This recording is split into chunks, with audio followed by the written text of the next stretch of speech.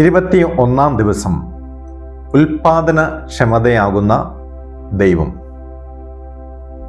എപ്പോഴും എന്തെങ്കിലും ചെയ്തുകൊണ്ടിരുന്നാൽ മാത്രമേ നമുക്ക് മൂല്യമുള്ളൂ എന്ന തെറ്റായ ചിന്താഗതിയെക്കുറിച്ചാണ് ഇന്ന് നാം സംസാരിക്കുന്നത്. എന്താണ് ഇതിൻ്റെ ആത്മീയത? ലൂക്കാ എഴുതിയ സുവിശേഷം 10-ാം അധ്യായം 38 മുതൽ 42 വരെയുള്ള വാക്യങ്ങൾ. യേശു തൻ്റെ സുഹൃത്തുക്കളായ മർത്തായുടെയും മറിയത്തിൻ്റെയും വീട് സന്ദർശിക്കുന്ന സന്ദർഭമാണത്. മർത്ത അതിഥികൾക്കായി വിഭവങ്ങൾ ഒരുക്കുന്ന തിരക്കിലായിരുന്നു, ഡൂയിങ്. എന്നാൽ മറിയം യേശുവിൻ്റെ പാദത്തിലിരുന്ന് അവൻ പറയുന്നത് കേൾക്കുകയായിരുന്നു, ബീയിങ്. തിരക്കിലായിരിക്കുന്നതിനേക്കാൾ പ്രധാനമാണ് ശരിയായ കാര്യത്തിനായി സമയം കണ്ടെത്തുന്നത് എന്ന് യേശു മർത്തായെ ഓർമ്മിപ്പിക്കുകയാണ്. നാം ചെയ്യുന്ന എല്ലാ ജോലികളെക്കാളും പ്രാധാന്യം നാം ആരുടെ കൂടെ ആയിരിക്കുന്നു എന്നതിനാണ്. അല്പം സൈക്കോളജി. പെർഫോമൻസ് എസ്റ്റീം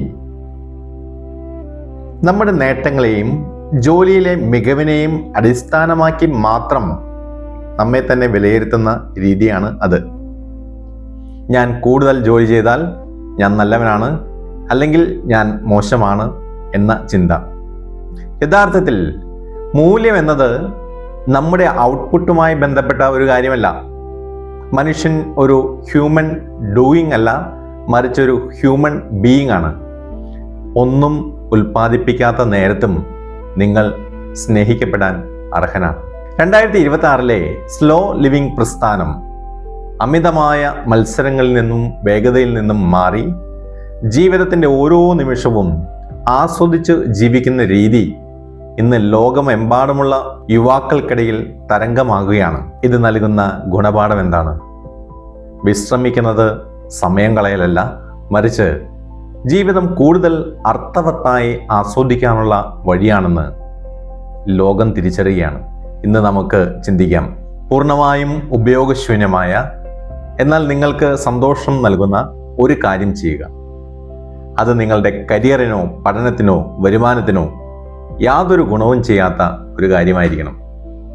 ഉദാഹരണത്തിന്, കുറച്ചു നേരം ആകാശത്തെ മേഘങ്ങളെ നോക്കിയിരിക്കുക.